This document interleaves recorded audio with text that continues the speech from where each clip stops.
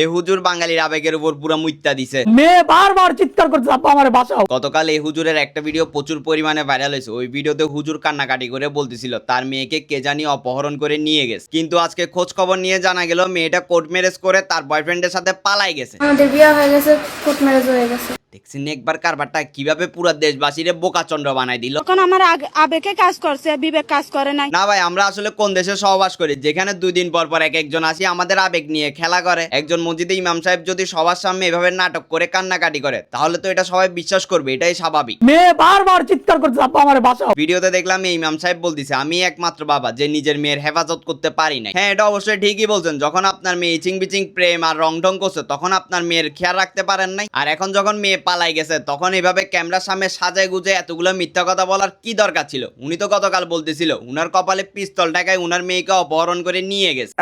আপনি হলেন একজন মসজিদের ইমাম, আপনার থেকে এসব নাটক পুরো জাতি কোনোদিনও আশা করে না। এখন এই ঘটনাটা ভাইরাল হওয়ার পরপরই ওখানের এলাকাবাসীরা বলতিছে মেয়ে স্বেচ্ছায় গেছি।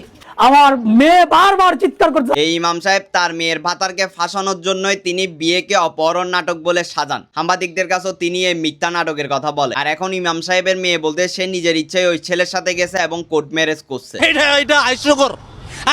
মানে ভাই, এদেশে কিছু হইলে মানুষ যাচাই বাছাই না করে আবেগে ঝাঁপাই পড়ে, আর এই আবেগের ঠালায় পরে নিজেকে মুরগি বানাতে হয়।